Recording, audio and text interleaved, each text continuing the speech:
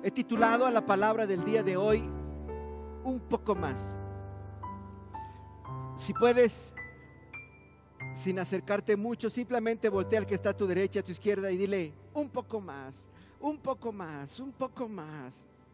Y es una expresión muy subjetiva. Porque si quisiéramos seguir adorando, yo te diría un poco más, vamos a adorar más, vamos más alto, aún en la presencia de Dios. Pero hoy quiero también retarte a continuar peleando, a continuar esforzándote para tomar lo que Dios te dio. En la Biblia, dentro de la geografía que se menciona, aparece varios ríos, como el Éufrates, se menciona el río Nilo, Farfán y muchos más. Pero el río que se menciona más veces en la Biblia, para ser preciso, se menciona 75 veces. También se convierte en el río más destacado, y es el río Jordán. Y una característica que tiene el río Jordán es que es un milagro. Digan conmigo, el río Jordán es un milagro. Los que conocen de pendientes saben que para que haya una corriente, donde está la fuente, la pendiente tiene que ser más elevada. Digan conmigo, el río Jordán es un milagro. ¿Y saben por qué es un milagro? Porque el río Jordán está aproximadamente 300 metros abajo del nivel del mar.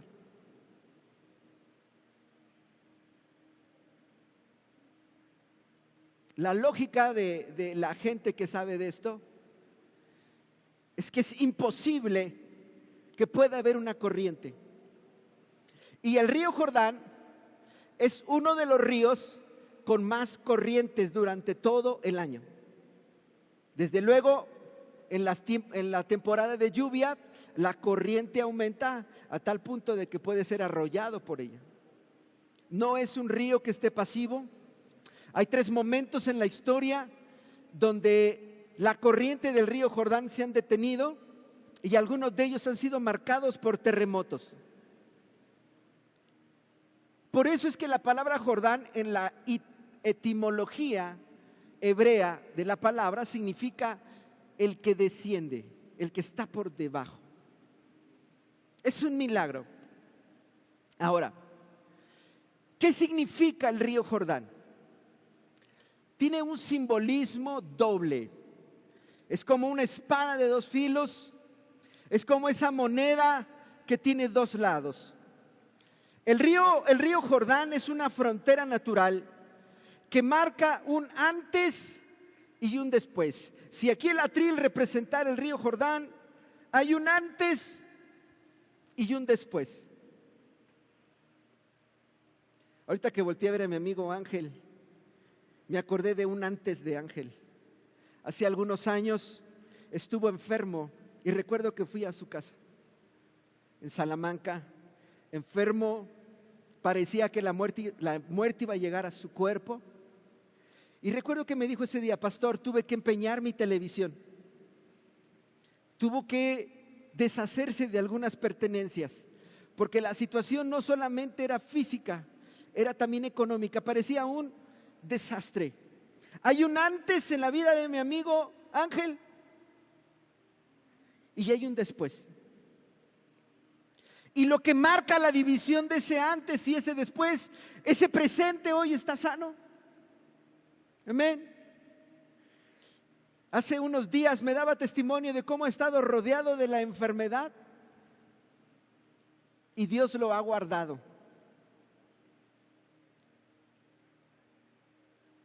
Pero yo creo que Él, en el momento que lo tuvo que hacer, dio ese poco más y se atrevió a cruzar esa frontera, a cruzar el río Jordán. Hay un antes, hay un después. Si analizas tu vida, yo creo que ustedes van a estar de acuerdo conmigo que así es. Todos podemos decir gracias Dios, porque mi vida tiene un parteaguas. El día de anoche, casi la 1 de la mañana, un hermano de la iglesia me manda un mensaje y me dice: pastor, mire el dibujo que hizo mi hija. Y yo dije: va a ser una Barbie, va a ser una Kitty. Si yo le pido a un niño, dibuja algo, va a dibujar una Kitty, una Barbie, un emoji, mande, flores, castillos, no sé qué tantas cosas. Y el dibujo era un templo en forma de castillo y muchos niños adorando. Y me dice el hermano: pastor, ¿verdad que hay un antes y hay un después en la vida de mis hijos? Él no sabía lo que yo iba a predicar hoy.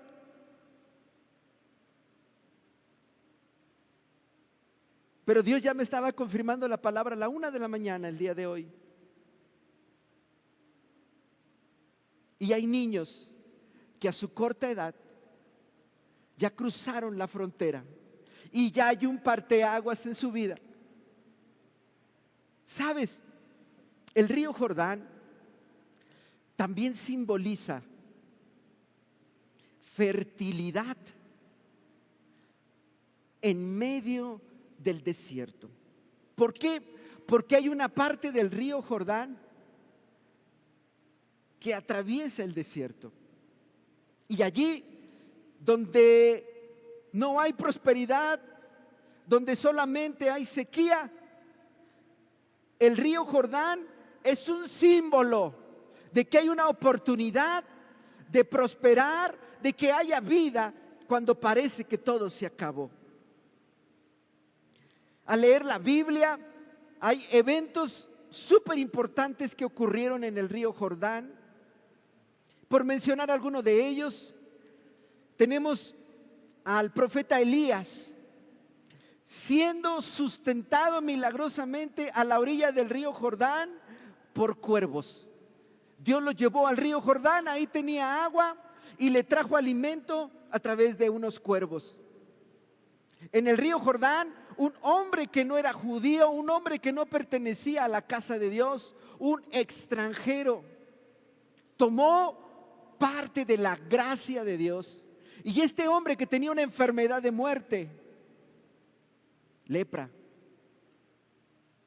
se sumergió en obediencia 7 veces en el río Jordán y fue sano. Alcanzó gracia, alcanzó misericordia. Naamán. El río Jordán se convirtió en la iglesia, se convirtió en el templo de Juan el Bautista. El lugar donde por primera vez se escuchó aquí en la tierra: arrepentíos y bautícese cada uno de ustedes. El reino de los cielos sufre violencia. El río Jordán se convirtió en el púlpito, en el atril de Juan el Bautista. Y como cereza del pastel, Jesús, el Mesías, el Hijo de Dios, el Señor, fue bautizado en agua en el río Jordán, en las manos de Juan el Bautista. Y tantos eventos que ocurrieron aquí. Di conmigo un antes, di conmigo un después. Y lo que divide el antes y después es una frontera. Es un esfuerzo más que tenemos que hacer. Y te voy a guiar por esta palabra profética. ¿Estás listo para recibir palabra de Dios? Ya Dios confirmó todo esto, solamente lo voy a aterrizar. Le voy a poner cuerpo a lo que el Espíritu Santo ya hizo. Si mientras predico, el Espíritu Santo te impulsa a venir al altar a orar, dobla tus rodillas y en el Espíritu dile a Dios: aquí estoy. Estamos bajo una atmósfera de la gloria de Dios, hermano, sobrenatural. Solamente haz una cosa hoy: obedece la voz del Espíritu Santo. Y quiero que me acompañes a Mateo capítulo 13 y vamos a leer del versículo 3 al 9. Mateo capítulo 13, del versículo 3 al 9. Lo voy a leer en la Nueva Versión Internacional. Amén.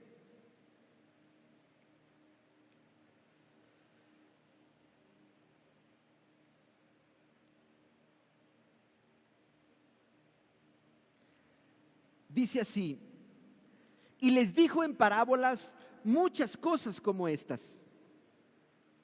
Un sembrador salió a sembrar. Mientras iba esparciendo la semilla, una parte cayó junto al camino y llegaron los pájaros y se la comieron. Otra parte cayó en terreno pedregoso, sin mucha tierra. Esa semilla brotó pronto porque la tierra no era profunda. Pero cuando salió el sol, las plantas se marchitaron y por no tener raíz se secaron. Voy a repetir esta parte. Otra parte cayó en terreno pedregoso, sin mucha tierra, y esa semilla brotó pronto. Hay milagros que son casi inmediatos, pero debido a que la tierra no es profunda, cuando viene la crisis, cuando viene el problema, cuando tu fe es probada, se pierde la bendición. Pero cuando salió el sol, las plantas se marchitaron y por no tener raíz se secaron.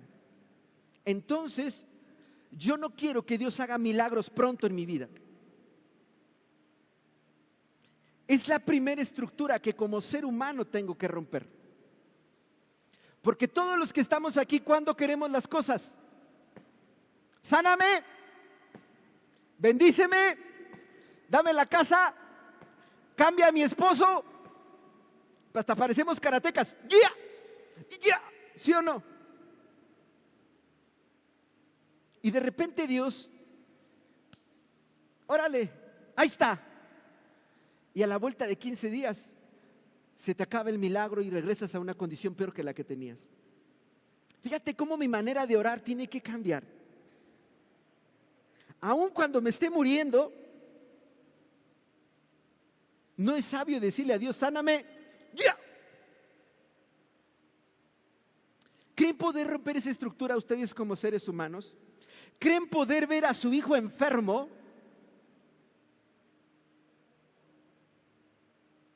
y no decirle a Dios, sánalo ya? ¿Podremos hacerlo?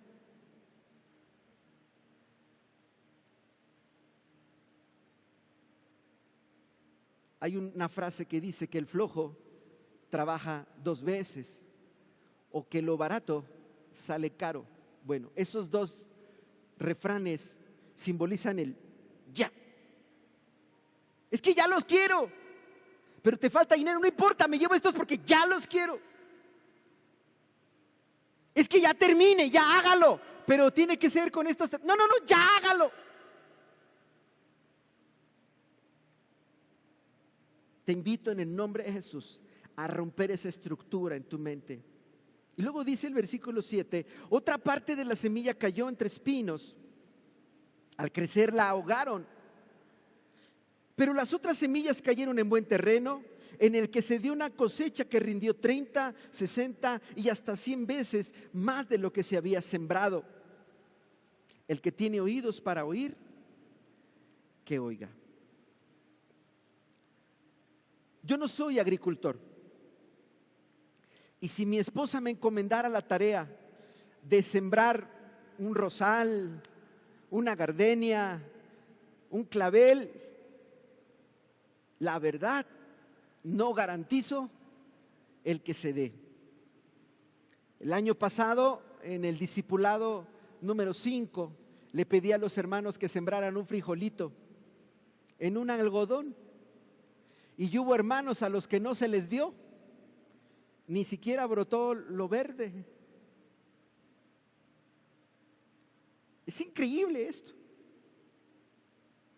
Digan conmigo, debo aprender a sembrar. ¿Por qué? Porque hay algunos que siembran, hay algunos que están sembrando. Pero este sembrador que menciona a Jesús en la parábola, yo me lo imagino con su costal de semillas y donde iba, le iba echando.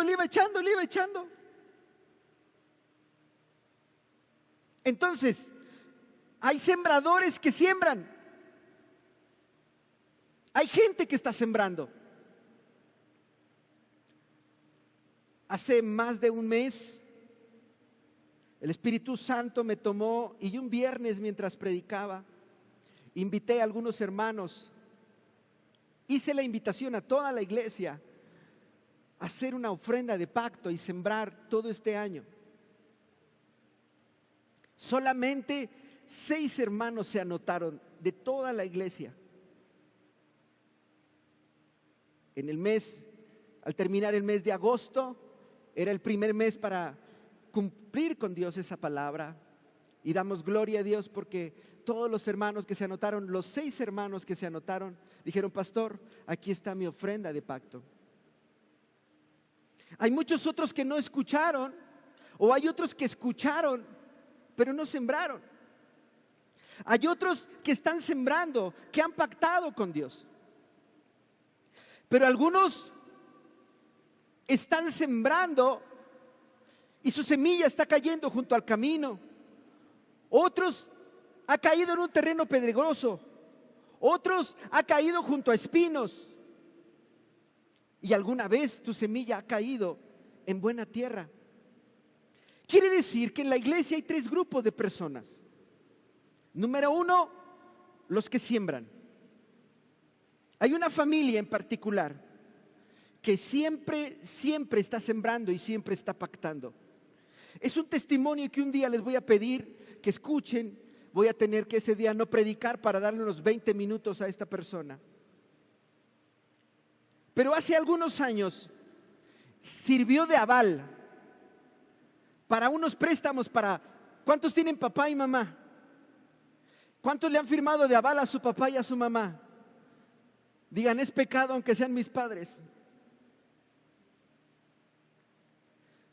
O de repente le firman de aval a su hermano o a su hermana. Esta hermana lo hizo. Pues porque son familia y ustedes conocen mejor que yo las razones del por qué hacerlo. Llegó el día donde las personas no pagaron y esto llevó a que casi todo su salario se lo quitaran para pagar esos préstamos. Puedo hablar de una ruina total económica. Recuerdo esos días de sequía. Recuerdo las tardes de consejería y de oración.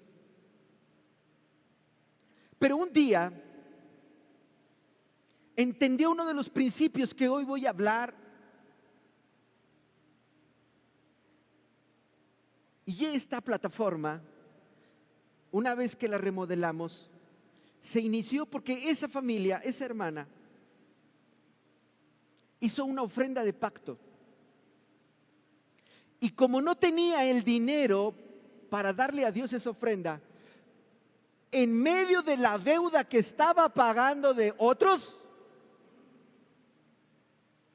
fue y sacó un préstamo. Y llegó un domingo y me dijo: pastor, aquí está mi ofrenda de pacto. Y con ese dinero iniciamos la remodelación de la plataforma a que quedara como hoy la vemos. El tiempo pasó, se pagó ese préstamo, se arreglaron esos otros problemas. El día de hoy es alguien que siempre está sembrando. Tiene su carro, creo que es modelo 2019, lo compró el año pasado, si no estoy equivocado. Y Dios les ha bendecido y siempre está sembrando. Hay un antes, hay un después. Pero hay otros que no siembran. Hay otros que quieren cosechar donde no sembraron. Hay otros que están como Jonás, que quieren vivir bajo una sombra de una calabacera donde ellos no intervinieron para nada. Quieren vivir a expensas de otros. Y hay otros que siembran, pero siembran mal. Como el que tira la semilla y cae en terreno pedregoso, o como el que tira la semilla y cae donde hay muchos espinos. Yo te quiero retar hoy en el nombre de Jesús a que si tú eres alguien que está sembrando, aprendas a sembrar. Y si tú eres alguien que no está sembrando y que no ha sembrado, yo quiero invitarte a que lo hagas. Un poco más. Un poco más. Y voy a ser muy breve en esto. Sembrar bien significa que tu mente y tu corazón se pongan de acuerdo en lo que van a hacer. Vamos a sembrar. Le dice tu mente a tu corazón y tu corazón dice sí.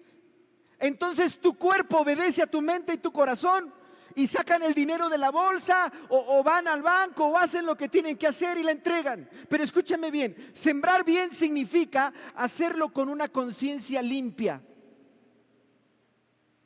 Sembrar bien significa hacerlo con una conciencia limpia. Una conciencia limpia significa que si es para bendecir al pastor, vamos a bendecir al pastor.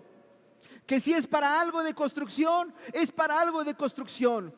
Y si no sé para qué es, pero quiero sembrar porque Dios me está diciendo pacta, mi corazón está limpio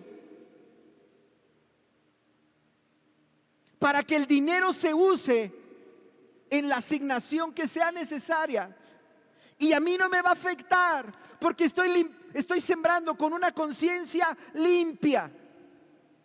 Porque cuando tú siembras, pero siembras mal, después viene el devorador, como dice la siguiente parábola, ahí mismo en el capítulo 13 de Mateo. Y mientras te vas a dormir, se comen tu cosecha. Porque tu conciencia no está limpia. Doy muchas gracias a Dios y me alegro porque ya son muchos los hermanos que cuando entregan su diezmo ponen una palabra en el sobre. Créemelo, para mí eso es poderoso. Porque desde el momento que tú tomas tu ofrenda y la metes al sobre y escribes la palabra, papá te creo, papá confío en ti, y ponen algunos textos, ya me estás diciendo que hay una conciencia limpia y que estás caminando en la palabra de Dios que has recibido. Ahora, ponme atención en esto. Tú y yo debemos de tener presente que las maldiciones y las bendiciones se activan cuando abrimos nuestra boca. Tú puedes maldecir a alguien, tú puedes bendecir a alguien, pero eso se va a activar hasta que abres tu boca. ¿Por qué? La razón es muy sencilla. Lo que confiesas con tu boca y lo crees en tu corazón, eso es lo que ocurre. Por eso es que tú puedes pensar la maldición, tú puedes pensar la bendición, pero si no abres tu boca no ocurre nada. Entonces, si lo que confieso con mi boca y lo creo en mi corazón, eso ocurre, entonces mis conductas son las que manifiestan lo que realmente creemos. Así que si alguien me dice, yo le creo a Dios que me va a sacar de este problema, en el ejemplo que ponía, había un problema de embargo por 2 préstamos, si no puedo estar equivocado aquí, ya son tantos años, si eran 2 préstamos o 1, donde sirvió de aval.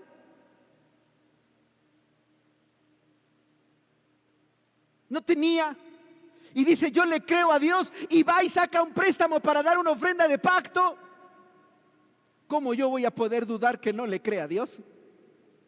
Si hay una acción física que me está gritando, Dios te creo, Dios es Dios, Dios es Dios. Quizás esta mujer, como Abraham dijo, voy a sacrificar a mi hijo. A lo mejor en esta deuda pierdo todo, pues voy a sacar otro préstamo para quedarme sin nada. Porque yo sé que Dios es Dios y tiene poder para levantarme aún desde la misma muerte. ¿Cómo no creer a esa familia que tienen fe? ¿Cómo no creerles que confían en Dios si sus conductas lo están gritando?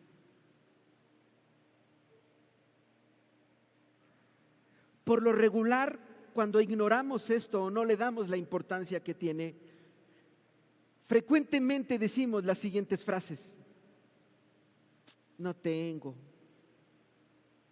es mucho, otra vez, no, pues no a completo, yo quiero dar, pero pues no a completo.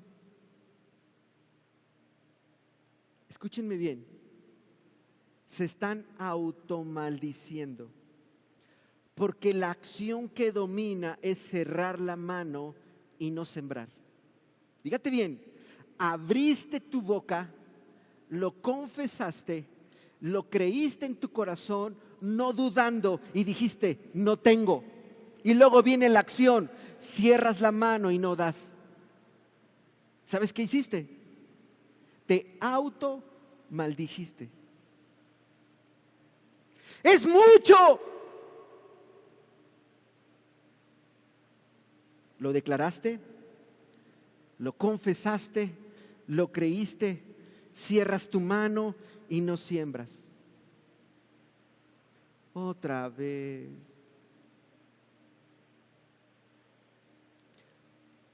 Tu situación no ha cambiado porque no tienes fe. Y todo lo que se hace sin fe, todo lo que procede sin fe, es pecado.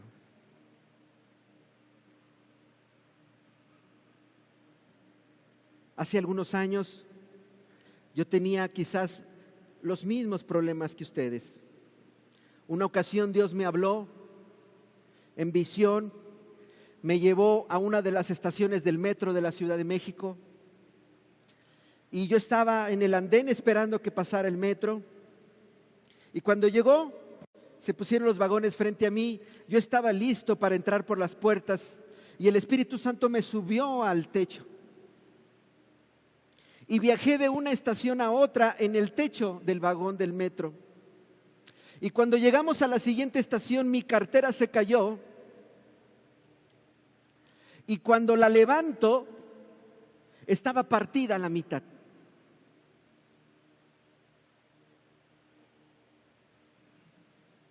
Tomó su marcha el tren a la siguiente estación y mi cartera se me vuelve a caer. Y cuando la levanto, solamente tomo la mitad de la mitad. A los siguientes días vino una crisis económica tan fuerte a mi esposa y a mí que mis ingresos se redujeron 1/4 parte. Así como ustedes, mi esposa y yo vivimos el día donde no teníamos para comer. Nos quedamos viendo las caras, orando a Dios. Y esa escena que ustedes conocen, salimos a la puerta de la casa. En ese entonces vivíamos en la calle de la Manuel M. Moreno y una despensa ahí afuera. Todas esas historias que ustedes han vivido, mi esposa y yo las hemos vivido.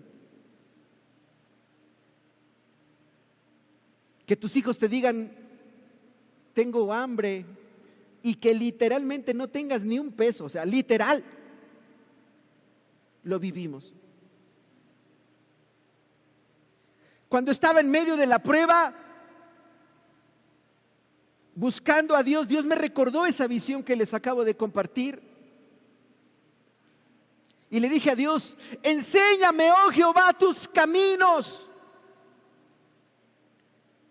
Y entonces me llevó a Mateo capítulo 13, versículo 12.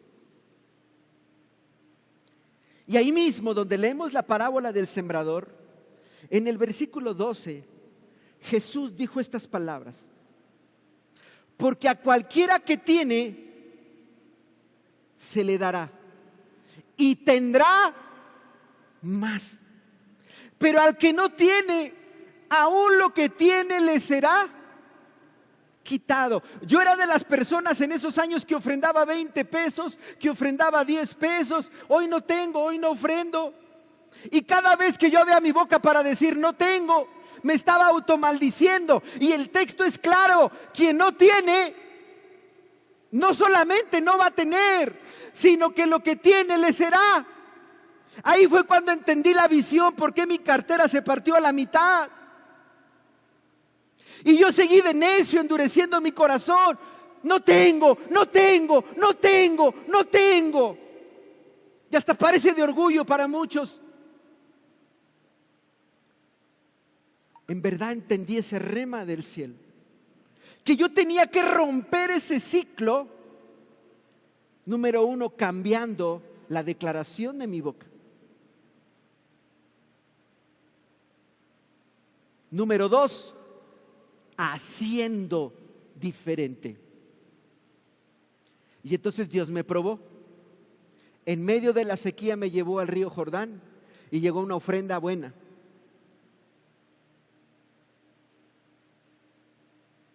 Y di mi primera ofrenda con un billete de alguna denominación alta. Y de ahí en adelante yo decidí cambiar mi manera de ofrendar.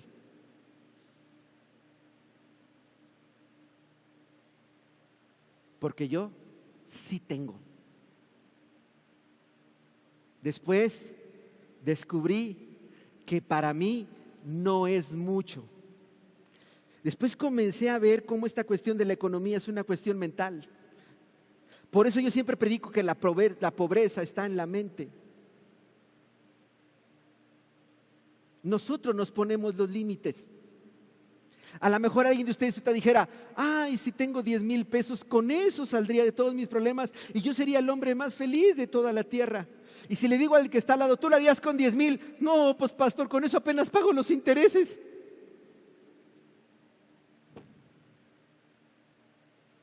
Cada uno se pone sus límites conforme a su fe. Por eso Dios le dijo a aquella mujer, por eso Dios le dijo a aquel hombre enfermo: conforme a tu fe, conforme a tu límite, conforme hasta donde tú creas te va a ser hecho.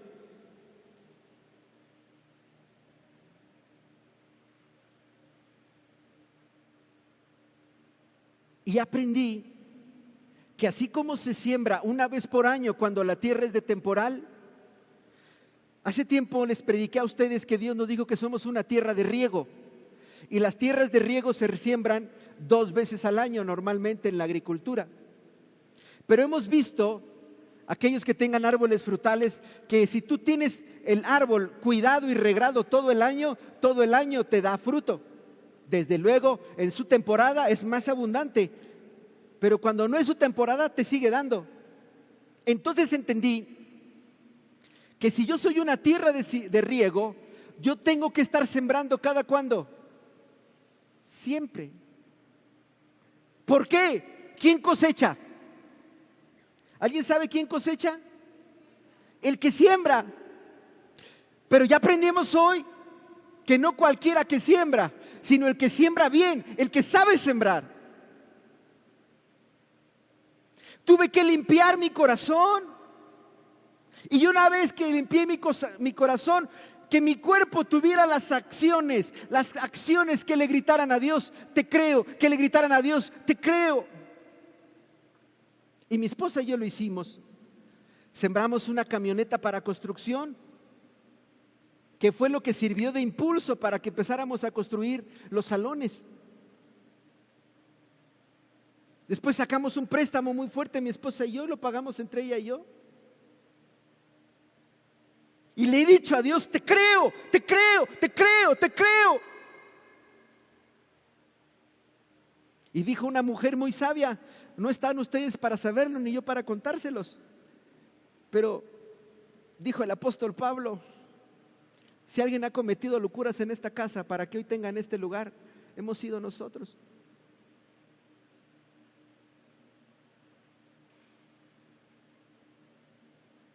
Yo sí tengo. Para mí no es mucho. Yo siembro siempre y siempre tengo lo necesario. ¿Estás listo para cambiar? ¿Estás listo para cambiar? Ahora, puedes decirlo, puedes repetirlo como un rezo, pero tus conductas son las que van a afirmar si es falso o si es verdadero. Yo te quiero invitar a que en el nombre de Jesús tomes esta unción de rompimiento que está esta tarde, sobre nosotros en este lugar. Y en el nombre de Jesús, tome la espada del Espíritu, háblate la palabra, declara la palabra sobre tu vida. Dios me dijo, no te dejaré, no te desampararé. Aquí está, pastor, y yo voy a sembrar. Toma la espada del Espíritu y dilo: el Señor te ha prosperado para que de la bendición que te he dado se la entregues. Escrito está. Y aquí estoy, Señor, devolviéndote lo que es tuyo. Toma la espada del Espíritu, confiesa la palabra y da esa acción. Antes de cerrar esta idea, voy a reafirmar esto. Aprendí que me automaldigo y me autolimito.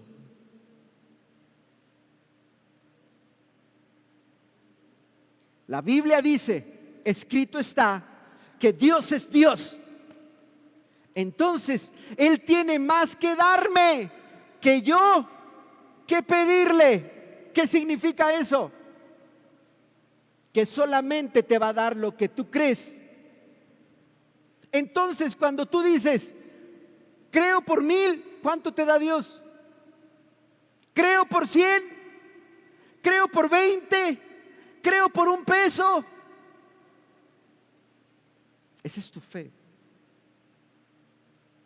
Y un día un pastor me hizo enojar.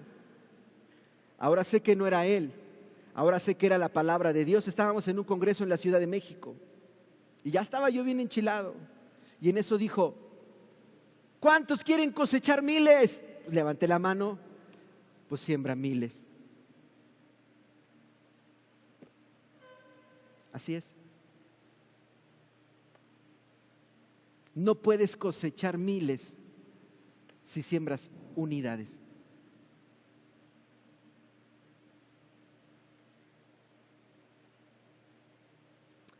Quiero compartirte una llave que Dios me reveló para hoy. Anótala, por favor, y hazme un favor, ponla en práctica. Si un día tengo la oportunidad de escribir un libro, voy a escribir esto. Vayan conmigo a Apocalipsis capítulo 19, versículo 11.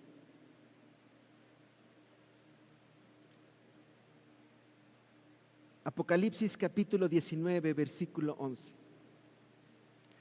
Dice así, lo voy a leer en la Nueva Versión Internacional. Luego vi el cielo abierto. ¿Cómo vio el cielo? ¿Cómo vio el cielo? Abierto, cielos abiertos. Y apareció un caballo blanco.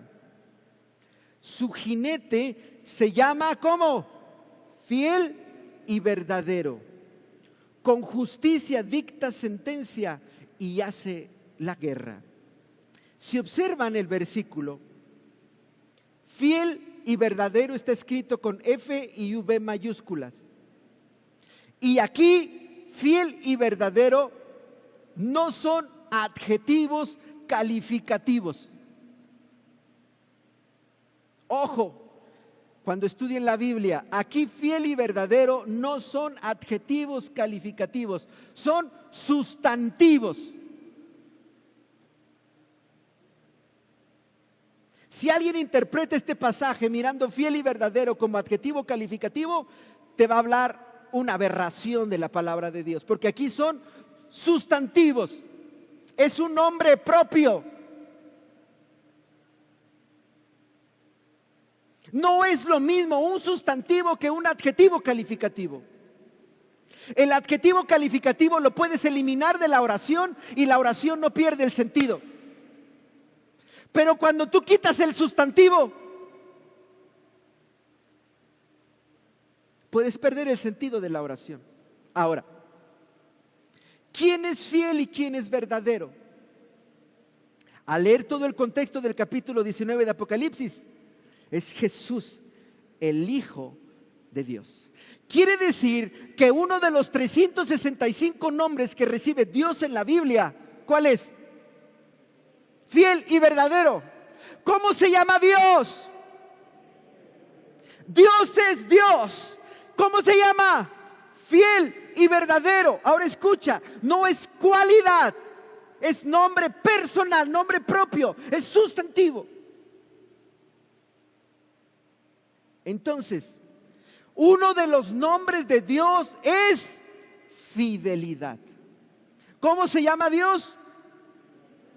Ahora, cuando el apóstol Juan dice, el que no ama, no ha conocido a Dios. ¿Por qué dice eso? ¿Por qué Juan dice el que no ama, no ha conocido a Dios?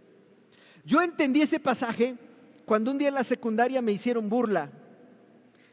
Yo no sé a cuánto les han hecho bullying en la secundaria. Hoy le doy gracias a Dios por ese bullying porque daba testimonio que yo era santo. Y me dijo así un cuate: ay, Mancillas, ¿tú qué sabes de amor si no has besado?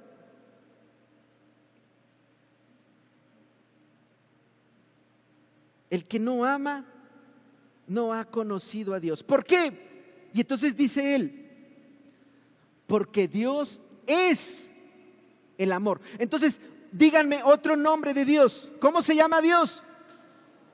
¿Cómo se llama Dios? Amor. Dios es Dios. Dios es amor. Fíjate bien, Dios no tiene amor. Dios no da amor. Dios es el amor. Entonces, ¿por qué el que no ama no ha conocido a Dios? Pues porque si no ama y Dios es el amor, no tiene a Dios en su corazón. Y si no tiene a Dios en su corazón, no tiene una relación con Dios. Por eso es que Dios otra vez hoy en la palabra profética seguía diciendo: perdona, ama a tu hermano, porque por muchos golpes de pecho que te des, por mucho que ores, por mucho que te esfuerces en hacer la voluntad de Dios, si tienes algo en contra de tu hermano, en ti no está el amor. Y si en ti no está el amor, tú no tienes a Dios. Así de radical es esto. Con un poco de amargura, con un poco de odio, con un poco de rencor que tengas contra alguien, Dios no está en ti.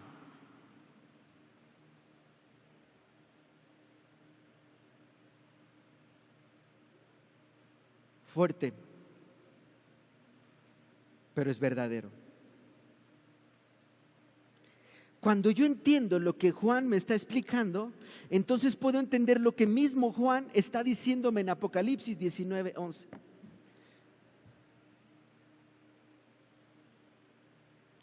El que ama conoce a Dios.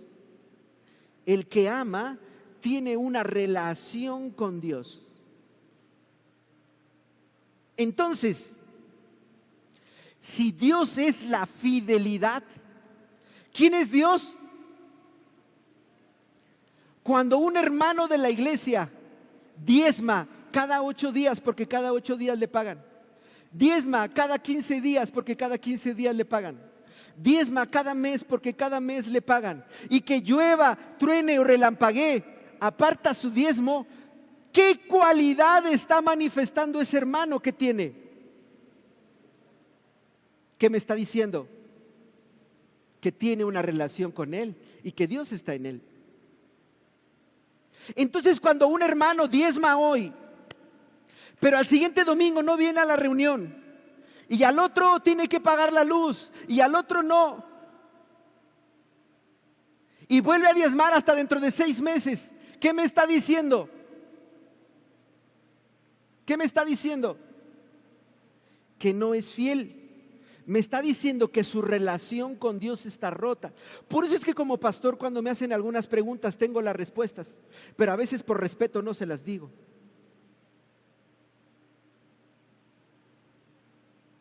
Dios no puede ser burlado.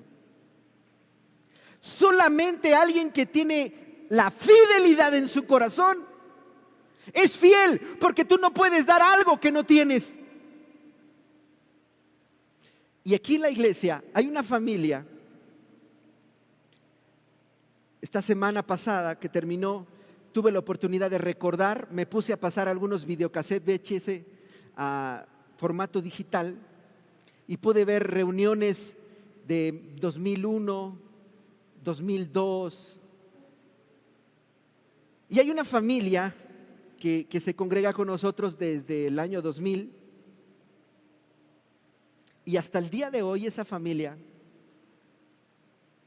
llueva, truene, relampaguee, cada 8 días o cada 15 días entregan su diezmo. Hoy que el hermano trabaja por turnos, a veces no puede venir el domingo porque le toca trabajar. Al siguiente domingo que le toca venir, trae sus diezmos. Hoy que estuvimos en la cuarentena, en la contingencia y todo eso, cuando pudieron depositar, depositaron. Cuando pudieron traerlo, lo trajeron. Quizás a ellos tú no los veas aquí muy seguido, pero te digo algo, son fieles. ¿Y sabes qué me dice eso? Que Dios está en ellos. Y recuerdo un domingo donde oré por la activación de dones. Fue la primera vez que oré para impartir dones a la iglesia. Y a la hermana Dios le dio el don de fe. Y recuerdo que me dijo un día: pastor, necesito apoyar a mi esposo con los ingresos de la casa. Los hijos están creciendo, etcétera, etcétera, etcétera. Y empezó con un pequeño puesto de dulces. Y a las pocas semanas Dios le dijo que sería una tienda y que después se convertiría en un súper. Creo que ya han remodelado su casa 2 o 3 veces por las ampliaciones que este negocio ha tenido.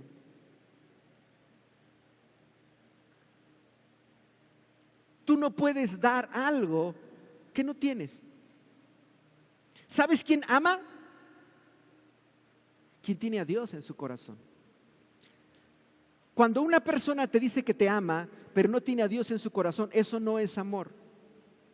Es una fascinación.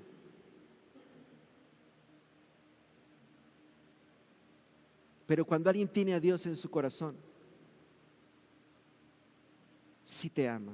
Y sus conductas para contigo y para con su relación van a ser diferentes. ¿Sabes quién es fiel? Quien tiene la fidelidad en su corazón. Y yo te quiero invitar en esta tarde. Yo me gozo porque cuando inició esto de la cuarentena y después de la contingencia, varios hermanos de la iglesia se levantaron en fidelidad. Y estoy impresionado por la fidelidad. La fidelidad, la fidelidad, la fidelidad. Y oro a Dios, oro a Dios, oro a Dios, oro a Dios. Sacando la espada del Espíritu y comprometiendo la palabra por cada uno de ellos que está diciéndome: pastor, no me he podido congregar por las situaciones que ya se conocen, pero mi relación con Dios es profunda, es íntima, porque es fiel quien tiene la fidelidad. Ahora, ¿cuántos están listos para recibir esta llave? ¿Sí la van a anotar? Si me pueden ayudar allí en proyección en anotarlo en la pantalla, se los agradezco. Escúchame bien. La fidelidad abre puertas que nadie puede cerrar.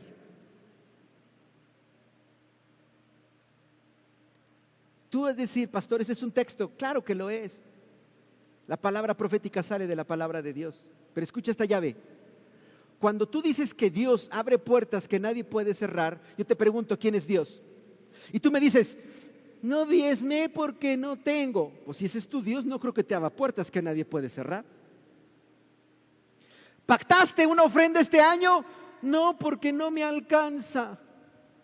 Pues si ese es tu Dios, no creo que te abra puertas que nadie puede cerrar. ¿Eres alguien que siempre está sembrando? No, porque porque casi nunca tengo. Pues si ese es tu Dios, no va a abrir puertas que nadie puede cerrar. Y el Espíritu Santo me reveló esto. Si Dios es la fidelidad, la llave que abre puertas que nadie puede cerrar se llama fidelidad. Fidelidad a tu pastor, fidelidad a Dios, fidelidad a tu esposa, fidelidad a tu mentor, fidelidad a tu líder. Ahora voy a cambiar las palabras. La honra. Cuando tú honras la vasija que te está bendiciendo, tú recibes la bendición que está en él. Y yo he visto aquí en la iglesia cómo ha habido hombres y mujeres que le han creído a Dios.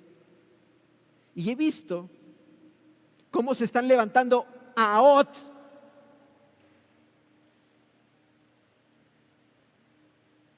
Y me dicen, pastor, le creo a Dios.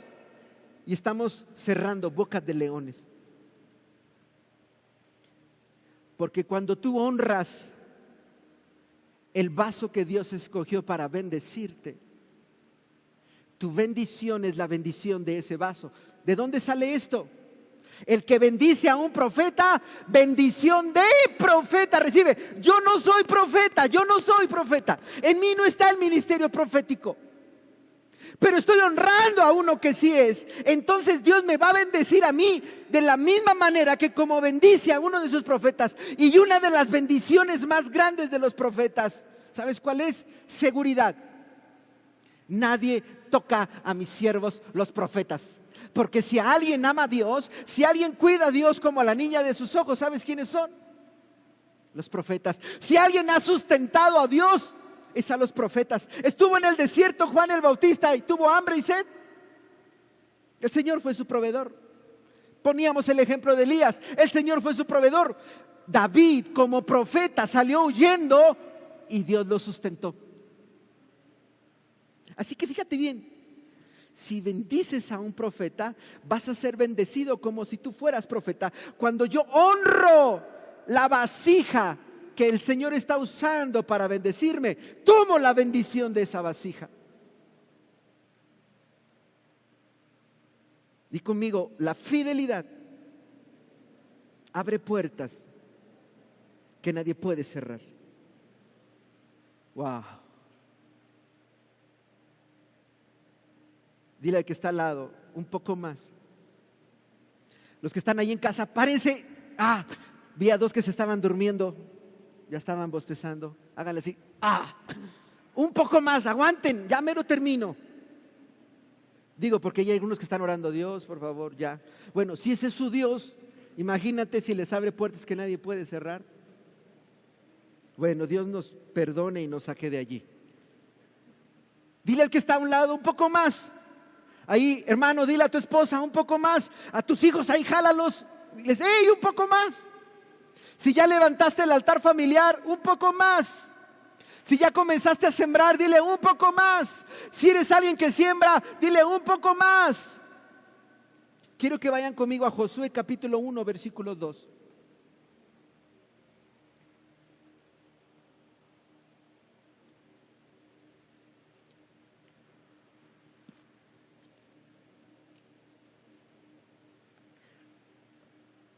Hace algunos años,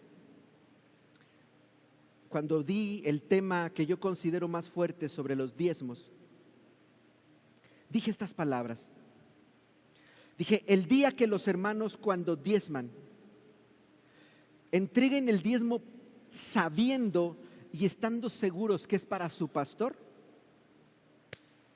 están del otro lado.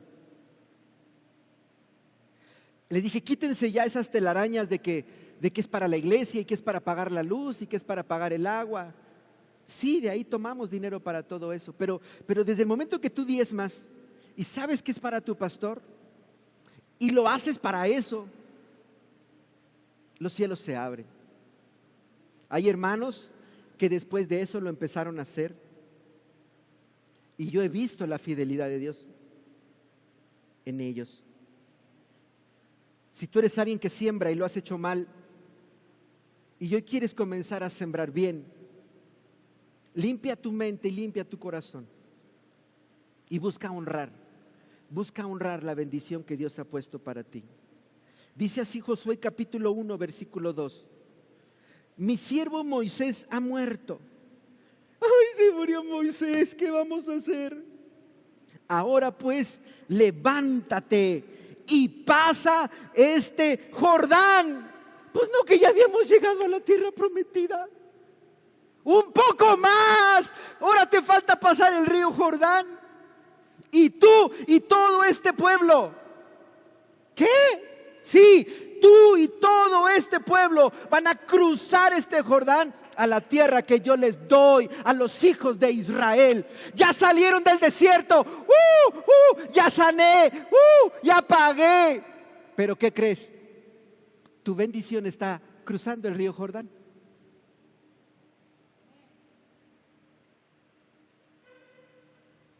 Espero que entiendas esta revelación. No te goces por haber salido del desierto, porque Canaán está del otro lado del Jordán. Pasar el desierto no es todo. Cuando cruzas el desierto no puedes decir consumado es, porque falta el último obstáculo, falta la última prueba. El pueblo de Israel acababa de terminar un peregrinar de aproximadamente 40 años de dar vueltas por el desierto. ¿Qué representa el desierto? Número 1, el desierto representa el proceso que tenemos que vivir para que yo alcance mi identidad en Dios. El desierto representa el proceso que yo tengo que vivir para que yo alcance mi identidad en Dios. Hace algunos años un profeta de Argentina vino a decirme: Iván, estás súper atado y todavía estás lleno de telarañas en tu cabeza. Y este desierto no va a terminar hasta que no seas libre de todas esas telarañas que tienes en tu cabeza. Y una de las telarañas más grandes que tenía en mi cabeza, fíjate cómo lo voy a decir ahora, era creer que el ministerio que Dios ha puesto en mí, que la unción que Dios ha puesto en mí, es la oportunidad de tu bendición. Hace más de 6 años, yo decir y pensar eso era el anticristo.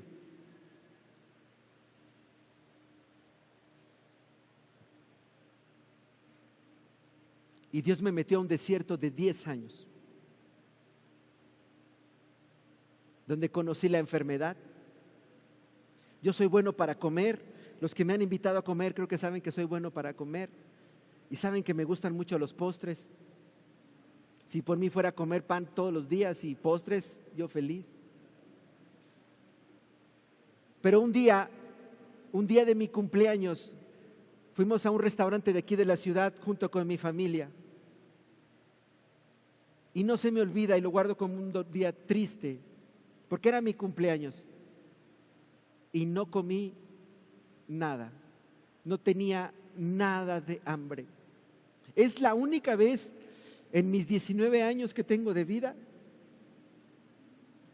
que me han puesto el buffet, me han puesto los postres, me han puesto el pan, y en ese restaurante hacen unos panes de elote muy ricos. Y no tenía hambre, Sander.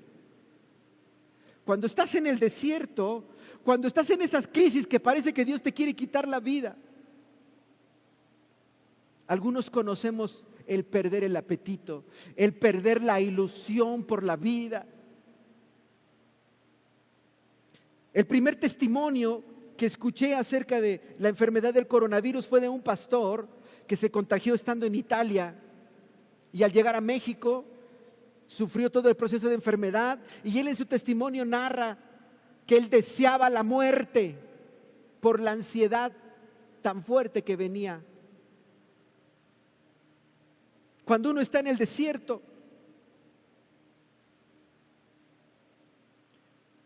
llega a decir: ¿por qué me abandonaste, Dios?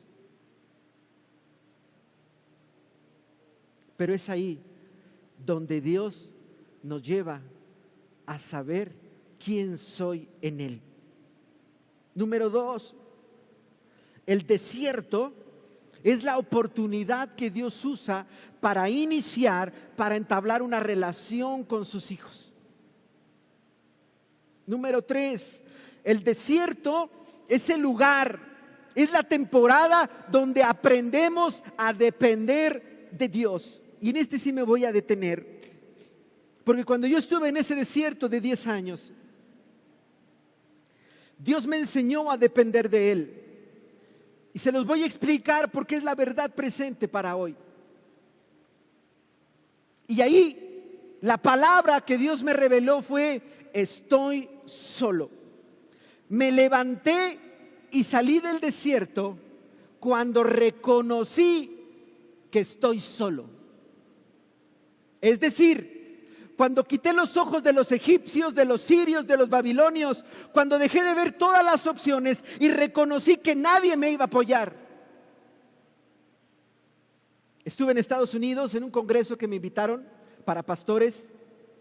Había pastores de México, de Centroamérica, de Estados Unidos. Y en ese congreso fui el predicador invitado, el que tenía los horarios estelares. Hice buenas relaciones de amistad con ellos.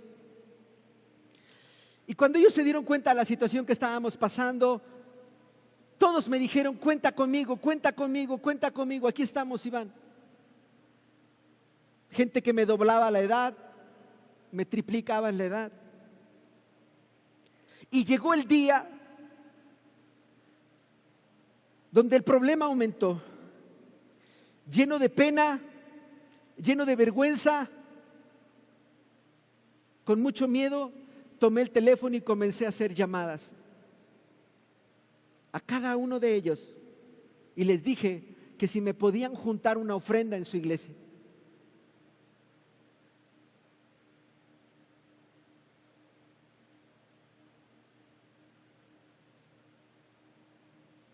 Los días pasaron,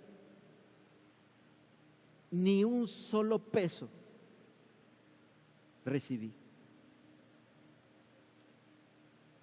Recuerdo uno de esos domingos junté una ofrenda aquí en la iglesia. Les dije cuál era el problema. 250 pesos se juntaron. No se me olvida, hermano, porque me fui lastimado ese domingo. Y recuerdo que le dije a Dios: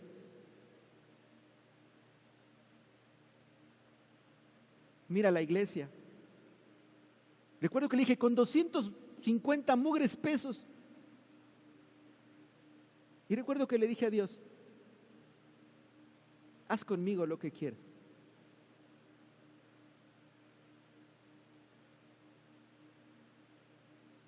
Y fue entonces cuando reconocí que estoy solo.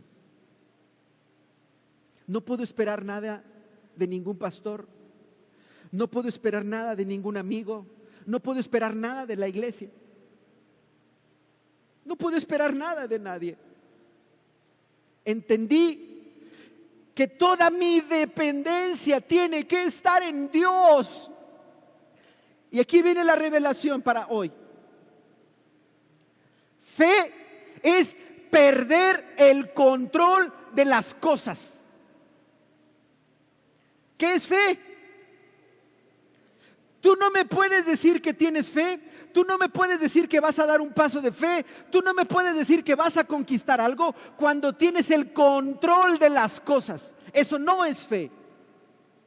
Fe es cuando estás solo y cuando tú no tienes el control de las cosas. Tenía que pagar, tenía que sustentar mi familia, estaba yo enfermo, la iglesia necesitaba unos mantenimientos, se me vino todo como balde de agua fría. Y luego nos llegaron hasta autoridades y nos querían embargar, clausurar la iglesia. No sé si alguien se acuerda que nos pusieron unos sellos por allí. Todo se me vino así. Y con 250 pesos yo tenía que hacer todo. Fe es cuando tú no tienes el control de las cosas. No había una cuenta bancaria de donde sacar ahorros.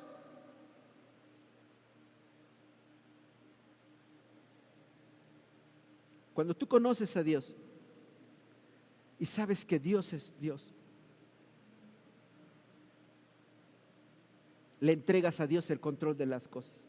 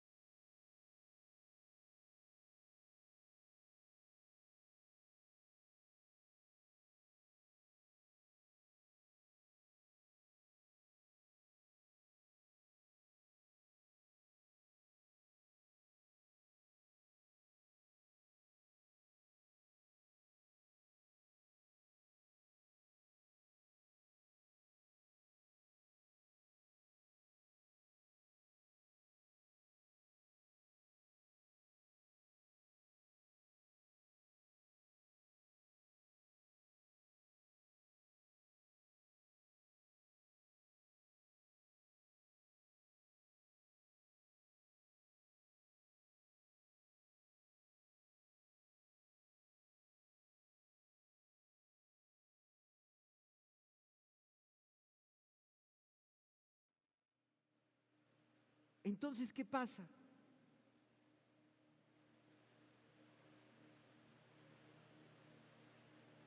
En el desierto aprendemos a depender de Dios, aprendemos a vivir por fe y para fe.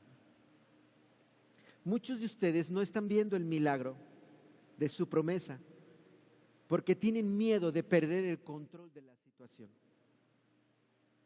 Mientras tú tengas el control de las cosas, mientras te muevas en tu planeación estratégica, no vas a ver el milagro, porque te falta cruzar el río Jordán.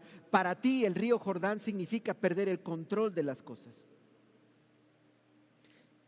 Número que sigue, el desierto es el lugar donde las verdaderas intenciones de nuestro corazón salen a la luz. Cuando estamos bajo presión es donde se manifiesta si hay paciencia, si hay fe. El desierto, siguiente punto, es un lugar de quebrantamiento. El desierto es un lugar de quebrantamiento. Es el lugar donde Dios tiene la oportunidad de hacerme cenizas para que de mi corazón salgan las telarañas, salgan las heridas, salgan las fortalezas que por tanto tiempo me han impedido ser quien Dios dice que soy.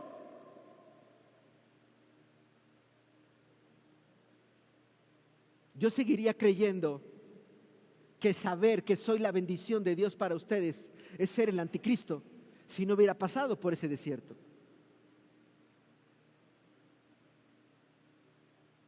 Pero el desierto me llevó a ver mi identidad en Dios. Y Dios lo ha mostrado aquí muchos de ustedes. Ese árbol que Dios levantó, donde vienen muchos pájaros, muchas aves, a encontrar vida, a encontrar refugio. Y lo prediqué también en una ocasión. Dios vino a abrir nuestro entendimiento a cada uno, pero es necesario el desierto, porque el desierto te lleva al quebrantamiento. Y regreso al antes de mi amigo Ángel. Después de ese desierto ya no fuiste el mismo. Yo noté el cambio en el carácter de Ángel.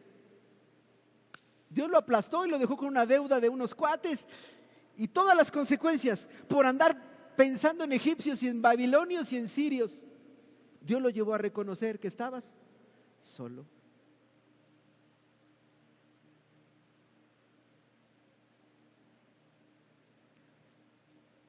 La última que puse, el desierto es un lugar de cambio, es un lugar de metamorfosis. Ya nos han predicado mucho sobre Romanos capítulo 12, por eso no voy a mencionar nada de ello. Entonces, Muchos cometemos el error que al salir del desierto pensamos o llegamos a creer que estamos listos para entrar a la tierra prometida. Ya salimos del desierto, ya se murió Moisés, ya terminamos una etapa, ya está Josué, nuestro nuevo líder, estamos del otro lado. No, sé sabio. Te falta cruzar el Jordán. Y escúchame cómo lo voy a decir ahora. Fe es perder el control de las cosas. Fe es pasar de la esperanza. Fe es pasar de la esperanza a la verdad. Apocalipsis 19. Su nombre es fiel y verdadero.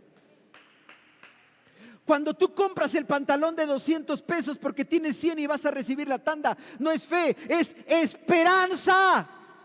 Pero cuando compras un pantalón de 1,000 pesos, cuando tienes 100 y vas a recibir la tanda, entonces sí es fe, porque ni con la tanda te va a alcanzar. Uno de los errores más grandes que yo cometí, al principio hablé de decir, no sembrar porque no tengo, no sembrar porque es mucho. Uno de los errores más grandes que yo cometí fue que mi hijo ocupaba aprender a nadar. Y entonces yo no lo metí a una escuela de natación porque no tenía dinero. ¿Cuántos papás no han metido a sus hijos a una escuela de natación porque no tienen dinero? Y digan, ay, eso es para ricos. No es cierto, no es para ricos.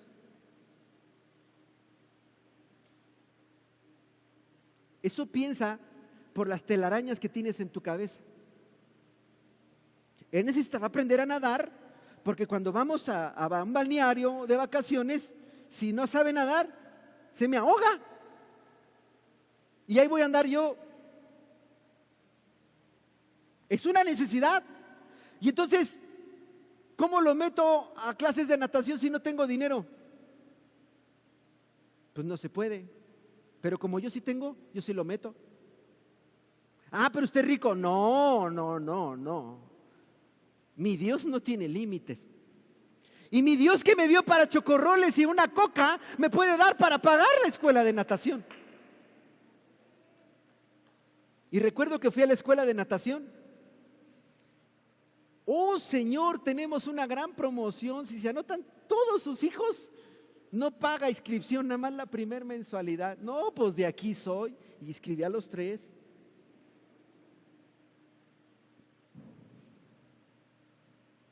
Pagué la primera mensualidad y Jehová proveerá. Se pagó la segunda y Jehová proveerá. Se pagó la tercera y Jehová proveerá. Muchos de ustedes no hacen las cosas porque no quieren perder el control de las cosas. Viven en esperanza, no en fe. Muchas de las promesas que Dios nos ha dado no se han cumplido porque les falta cruzar el Jordán. Entonces, ¿qué simboliza el Jordán? El Jordán es la prueba para ser aprobado. Ellos tenían que estar seguros que así como cruzaron el Mar Rojo, cruzarían el río Jordán. Ellos tenían que estar firmes en la palabra que recibieron. Fíjate bien, el río Jordán se alimenta de 3 manantiales. Digan 3. El Padre, el Hijo, no es cierto. 3 manantiales. De ahí se alimenta el río Jordán. Tiene aproximadamente como 300 metros por debajo del nivel del mar. Y con todo eso tiene una corriente que todo lo que arrastra lo lleva al mar muerto. Entonces, cuando es temporada de lluvias, una persona que intenta cruzar el río Jordán se está arriesgando a llegar al lugar de muerte, al lugar donde no hay vida. Cruzar el río Jordán sin Dios es ir al lugar de muerte. El mar muerto tiene tantos minerales que todo lo que cae ahí se muere.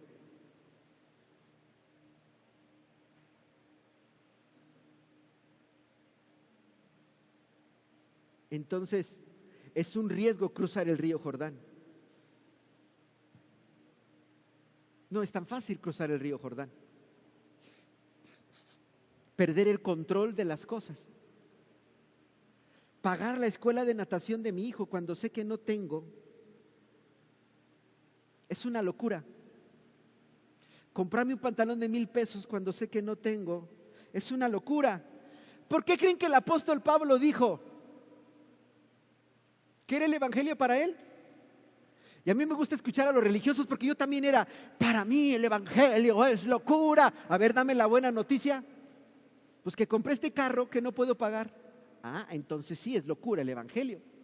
Pero si me sales con un carro de 5,000 pesos, ¿por qué es el que puedes pagar? Yo no quiero tu evangelio. ¿Tú? ¿Notan cuántas telarañas tenemos aquí? El apóstol Pablo dijo, el evangelio es locura. Y la locura implica perder el control de las cosas. Gracias a Dios, mi hijo aprendió a nadar. Y ahora él se puede ir a las albercas y yo me puedo quedar a dormir en un camastro. ¿Quién hizo eso? Dios. Pero no lo hubiera hecho si yo le pongo límites, si yo quiero controlar la situación. Entonces el Jordán representa el último obstáculo, el Jordán representa el último gigante por derrotar. El Jordán representa los límites que tú y yo le ponemos a Dios.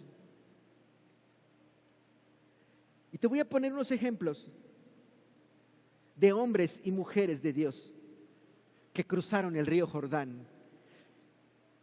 Quizás el Espíritu Santo les reveló lo que a mí me enseñó anoche y hoy te estoy compartiendo. Y entonces se levantó Jacob. Digan Jacob. Digan Jacob. Y Jacob dijo, no te dejaré si no me bendices. Fue al límite. Fue al límite. No te dejaré si no me bendices. Fue al límite. Le costó que su cadera fuera dislocada, porque al siguiente día su cadera estaba dislocada, pero ya no se llamaba Jacob, ahora se llamaba Israel. Él no vivía en esperanza, él vivía en fe. Había un hombre que era agricultor, digan agricultor. Hoy decimos, ay, trabaja en el campo. Y Dios lo llamó.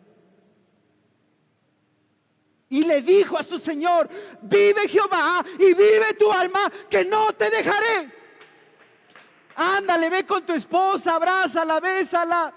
No, vive Jehová y vive tu alma, que no te dejaré. Quédate aquí que voy para Betel. No. Y llegaron al río Jordán. Y cuando cruzaron el río Jordán, mientras hablaba él y su señor, vino un carro de fuego y se llevó a su señor. Y por ir al límite, fue bendecido. Hay una mujer que no era judía, era gentil. Recuerda que Jesús dijo que las bendiciones del reino son para los hijos. Y esta mujer era sunamita, pero ella decidió sembrar. Digan, ella decidió sembrar. Ella le hizo un cuarto al profeta. Ella decidió honrar al profeta. Un día, después de haber tenido el milagro de tener un hijo cuando era estéril, su hijo enfermó y murió. Y llegó ante el profeta, y el profeta le dio una palabra diciéndole a su siervo, ve y pon mi báculo sobre el bebé y el niño va a respirar. En ese momento cualquier mamá hubiera dicho, vámonos, ya habló el profeta. Y en eso el siervo Geisi toma el báculo y se va corriendo y le dice al profeta, ¿y tú qué? Vive Jehová y vive tu alma, que yo no te dejaré. Oye, pero ya mandé a Geisi con mi báculo. Vive Jehová y vive tu alma, que no te dejaré. Pero ya va Geisi.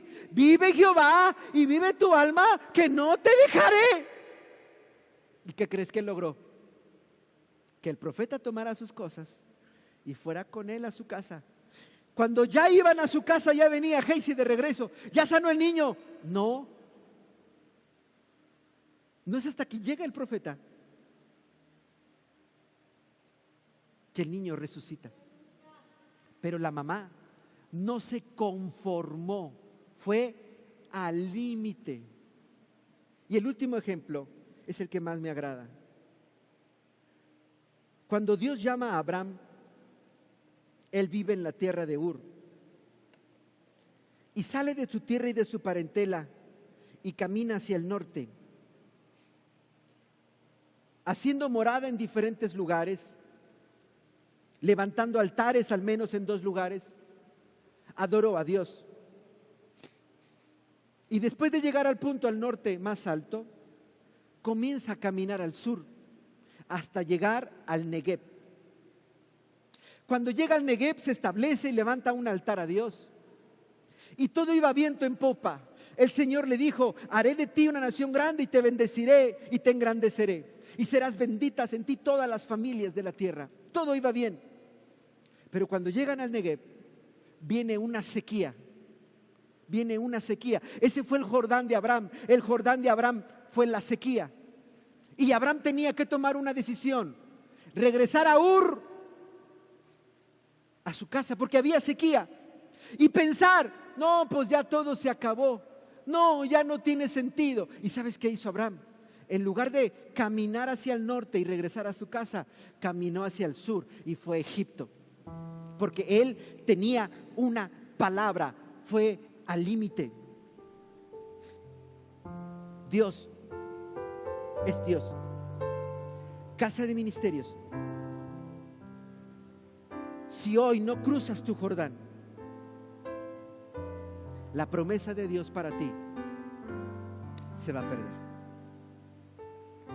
Y tú vas a seguir en el desierto dando vueltas. Cuida tu corazón. Cuida tu corazón. Porque la gente que da vueltas en el desierto se enferma y después se convierten en piedra de tropiezo de las congregaciones.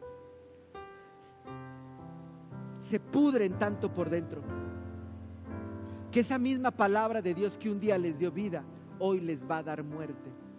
Y comienzan a hablar mal del pastor, y comienzan a hablar mal de los líderes, y empiezan a inyectar veneno al que pueden, porque están podridos. Porque en su temor no cruzaron el río Jordán. Dijeron: tiene una corriente muy fuerte. O como aquellos hombres dijeron: son gigantes y nosotros somos como langostas. Yo no puedo pagarle clases de natación a mi hijo. Uy, ¿cómo lo voy a hacer? Recuerdo el día que mi hermano Marcial estaba desesperado: ya voy a sacar a mis hijos de Henning. Yo estoy seguro que algo hizo el Espíritu Santo en su vida, hermano Marcial. Estoy seguro, porque lo ama. Si usted hubiera sacado a sus hijos de Henning, ahorita estuviera en quiebra total. ¿Por qué? Porque si lo saca porque no tiene dinero, se está automaldiciendo. Pero Dios, en su gracia, en el grande amor que tiene, a las pocas semanas recibe la llamada de un ingeniero y le dice: vente.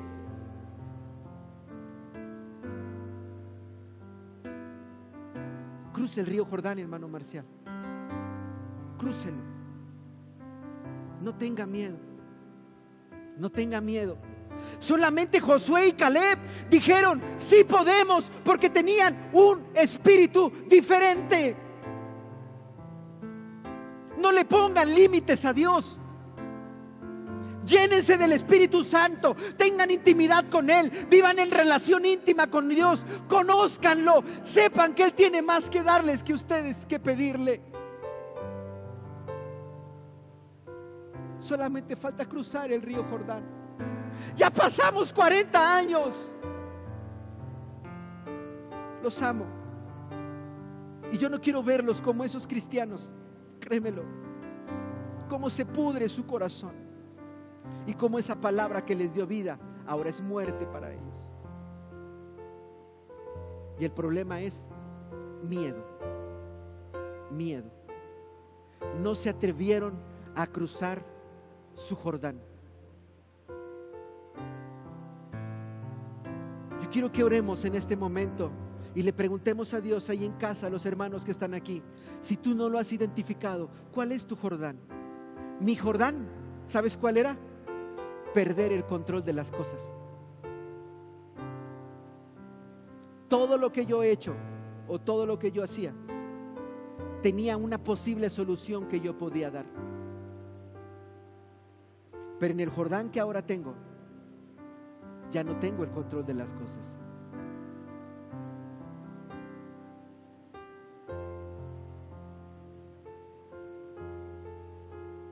Ahora es Dios y solo Dios.